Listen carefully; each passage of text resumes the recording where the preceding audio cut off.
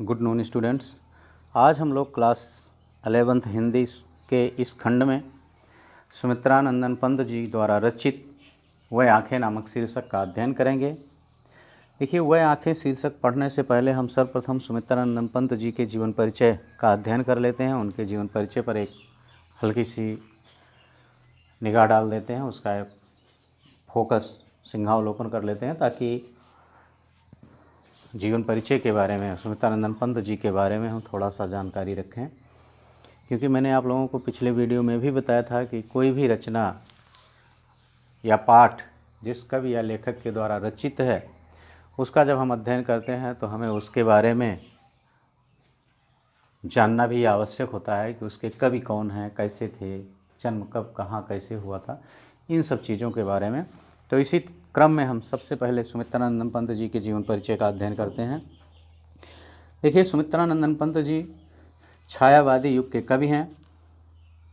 इनका जन्म 1900 ईस्वी को अल्मोड़ा जिले के कौसानी नामक गांव में हुआ था। सुमित्रानंदन पंत जी का बचपन का नाम गोसाई दत्त था। सुमित्रानंदन पंत जो हैं एक प्रकृति प्रेमी कवि थे। इन्हें प्रकृति का चितेरा कवि भी कहा जाता है।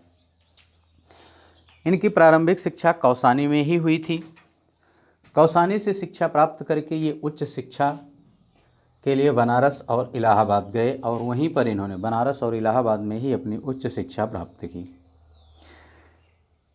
जब ये युवक हुए तो युवा अवस्था में पहुँचते पहुँचते गांधी जी द्वारा असहयोग आंदोलन प्रारंभ किया गया था और उस असहयोग आंदोलन से प्रभावित होकर के इन्होंने अपनी पढ़ाई बीच में छोड़ दी और पढ़ाई बीच में छोड़ने के बाद ये स्वतंत्र लेखन की तरफ उन्मुख हुए और स्वतंत्र लेखन करते रहे। इनकी रचनाओं पर इन्हें ज्ञानपीठ पुरस्कार, साहित्य अकादमी पुरस्कार, सोवियत लैंड नेहरू पुरस्कार, पद्म भूषण पुरस्कार आदि पुरस्कारों से सम्मानित किया गया। इनकी मृत्यु 1977 ईस्वी में हुई थी। इन्होंने अपनी रचनाओं में खड़ी बोली भाषा का प्रयोग किया है। तो एक बार फिर से हम देख लेते हैं सुमित्रानंदन पंत जी का जीवन परिचय। इनका जन्म 1900 ईस्वी में अल्मोड़ा जिले के कौसानी नामक गांव में हुआ था। इनका बचपन का नाम या मूल नाम गोसाई दत्त था। इन्हें प्रकृति का चितेरा कवि कहा जाता है। गांधी जी के असहयोग आंदोलन से प्रभावित होकर के इन्होंने अपनी पढ़ाई बीच में ही ब्रेक कर दी थी, छोड़ दी थी। चूँकि इनकी प्रारंभिक शिक्षा जो थी वो कौसानी में ही, अल्मोड़ा में हुई थी। उच्च शिक्षा के लिए बनारस और इलाहाबाद गए थे, लेकिन आंदोलन में भाग लेने के कारण इनकी शिक्षा पूरी नहीं हो सकी और ये अपनी शिक्षा छोड़ने के बाद स्वतंत्र लेखन की तरफ उन्मुख हुए और स्वतंत्र लेखन करते रहे। इनकी रचनाओं पर इन्हें साहित्य अकादमी पुरस्कार, सोवियत लैंड पुरस्कार, पद्म भूषण पुरस्कार आदि से सम्मानित किया गया था। इनकी मृत्यु 1977 ईस्वी में हुई, यानी ये लगभग 77 वर्ष तक जीवित थे। इन्होंने अपनी रचनाओं में खड़ी बोली भाषा का प्रयोग किया है। इनकी जो रचनाएं हैं जैसे वीणा, ग्रंथ, पल्लव, गुंजन, लोकायतन, चिदम्बरा पर इन्हें ज्ञानपीठ पुरस्कार भी प्राप्त हुआ है। ये इनकी रचनाएं हैं। अब हम देख लेते हैं इनके द्वारा जो शीर्षक है जो हमारे सिलेबस में है, हम उसे देखते हैं। यह है वह आँखें। देखिए, वह आँखें नामक कविता में कवि ने एक किसान, गरीब किसान की पीड़ा को दिखाया है कि एक गरीब किसान की आँखों में क्या होता है, कैसी भावनाएं, कैसे भाव उसके आँखों में विद्यमान होते हैं, इस तरफ इशारा किया है कवि ने। देखिए, कवि कह रहा है कि अंधकार की गुहा सरीखी उन आँखों से डरता है मन, भरा दूर तक उनमें दारुण दैन्य दुख का नीरव रोदन। कवि कह रहा है कि अंधकार की गुहा सरीखी उन आँखों से डरता है मन। किसानों की वह आँखें अंधकार से युक्त गुफा के समान है, अर्थात किसानों की उन आँखों में कहीं दूर दूर तक आशा की कोई किरण या सफलता की कोई किरण दिखाई नहीं देती है। इसीलिए उसे कह रहा है कि अंधकार से युक्त गुफा के समान, अर्थात उन किसानों की आँखों में केवल कष्ट ही कष्ट भरा है, उसमें कहीं कोई प्रसन्नता या सुख के लक्षण दूर दूर तक कहीं कोई आशा की किरण नहीं दिखाई देती है। उन आँखों से डरता है मन। कवि कहता है कि ऐसी आँखों की तरफ देखने से मेरा मन भयभीत हो जाता है, अर्थात ऐसी आँखों की तरफ देखने से मेरा मन डरने लगता है। भरा दूर तक उनमें दारुण दैन्य दुख का नीरव रोदन। देखिए, नीरव का शाब्दिक अर्थ होता है निःशब्द होना, बिल्कुल शांत रहना। कवि कह रहा है कि भरा दूर तक उनमें दारुण, कवि कह रहा है कि उनकी आँखों में दूर दूर तक करुणा, दीनता, दुख और उनका निःशब्द रुदन भरा हुआ है। अर्थात अगर हम किसानों की पीड़ा की दशा देखें, उनके करीब जा कर के उसको महसूस करने का प्रयास करें, तो हमें केवल उसमें करुणा, दीनता और दुख ही दिखाई देगा, इसके सिवा हमें और कुछ भी दिखाई नहीं देगा। वह स्वाधीन किसान रहा, अभिमान भरा आँखों में इसका, छोड़ इसे मझधार आज, संसार कगार सदृश बह खिसका। देखिए, कवि कह रहा है कि वह स्वाधीन किसान रहा। वह किसान अब तक तो स्वाधीन था, स्वतंत्र था, अपने अधीन था। अभिमान भरा आँखों में इसका, और किसानों की आँखों में हमेशा उसका स्वाभिमान भरा होता है। अर्थात जो किसान होते हैं उनकी आँखें स्वाभिमान से चमकती रहती हैं। छोड़ उसे मझधार आज। लेकिन जिस किसान की दशा का वर्णन कवि कह रहा है कि आज वह किसान अपने इन स्वाभिमानों को छोड़कर, उसके स्वाभिमान का परित्याग करके आज उसका संसार कगार सदृश बह खिसका।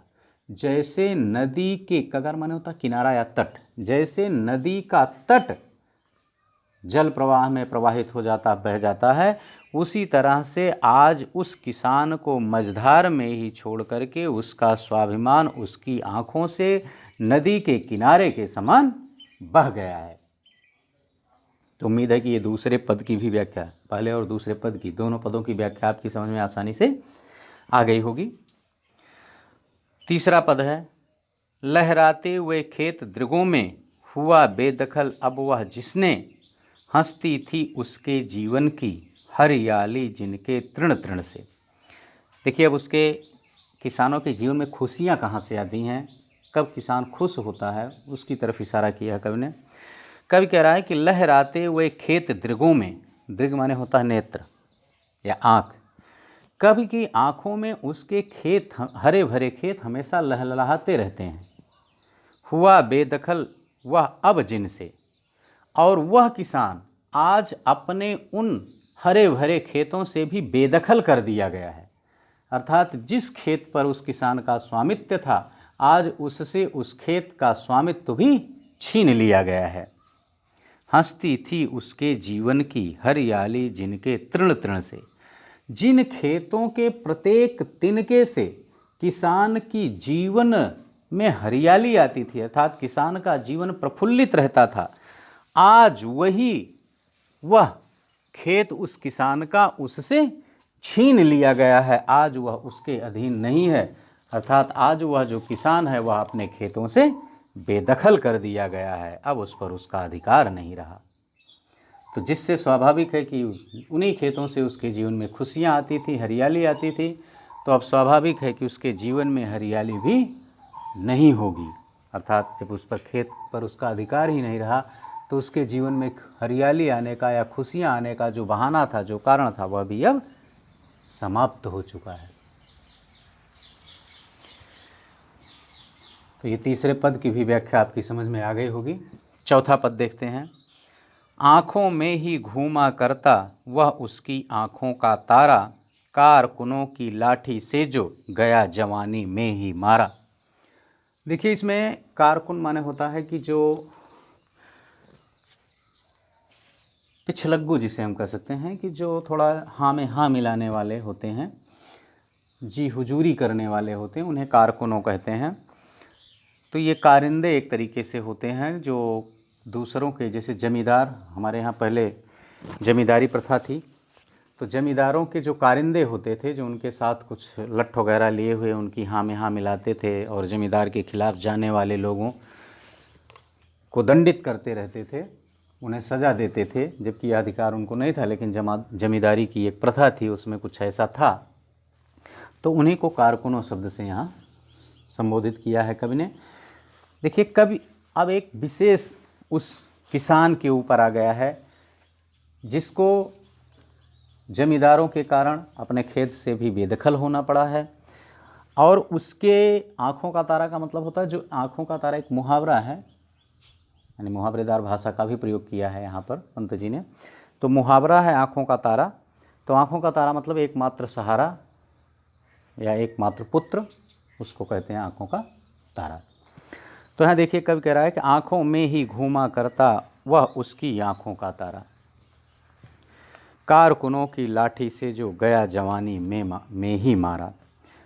वह किसान जिसका बेटा कारकुनों की लाठी से भरी जवानी में मारा गया, यानी अपनी युवा अवस्था में ही जमींदारों के कारिंदों के द्वारा लाठी से मार मारकर जिसका देहांत हो गया था, वह उसकी आँखों का तारा था, और वह उसकी आँखों में ही उसकी सूरत हमेशा घूमती रहती थी, अर्थात वह उसे भूल नहीं पाता था, उसका चेहरा हमेशा उसकी आँखों में नाचता रहता था, तैरता रहता था। आँखों में ही घूमा करता, माने उसकी आँखों में वह घूमा करता है, हमेशा नाचता रहता है कि इस तरह से हमारा बेटा था, और उसे जमींदारों ने अपने कारिंदों से लाठी से पीट पीट कर मार दिया था। और ये जमींदारों के कारण ही ऐसा कुछ हुआ था, जो भी रहा हो ऋण वगैरह में फंसा करके अधिकतर जमींदार जो हैं वो किसानों को परेशान किया करते थे। तो इस तरह से इस किसान की भी यही स्थिति है। इसीलिए कवि कह रहा है कि ऐसे किसानों की गुफा सरीखी आँखों में देखने से हमारा मन भयभीत हो जाता है, क्योंकि इस तरह के किसान जब उठते हैं तो निश्चित है कि एक क्रांति आती है, और क्रांति के बाद एक बहुत बड़ा बदलाव आता है, एक बहुत बड़ी क्रांति होती है। उसी क्रांति को सोच करके कवि कह रहा है कि मेरा मन डर जाता है। तो उम्मीद है ये चौथे खंड की भी व्याख्या आपकी समझ में आसानी से आ गई होगी। तो इसका नोट्स आप लोग फेयर कॉपी में बनाते रहिएगा। यदि यह वीडियो पसंद आई हो तो इसे लाइक कर दें, और अपने दोस्तों के पास भी इसे शेयर कर दें, ताकि वे भी इस वीडियो से लाभ ले सकें और अपने सिलेबस को आगे बढ़ा सकें। इसके अगले पार्ट में हम इसके अगले हिस्से को लेकर के उपस्थित होंगे। बस इस वीडियो में इतना ही। यदि आप नए हों तो इस चैनल को सब्सक्राइब कर दें, बेल आइकन दबा दें, ताकि कोई भी वीडियो नया अपलोड किया जाए तो उसका नोटिफिकेशन आपके पास पहुंचता रहे। Thank you.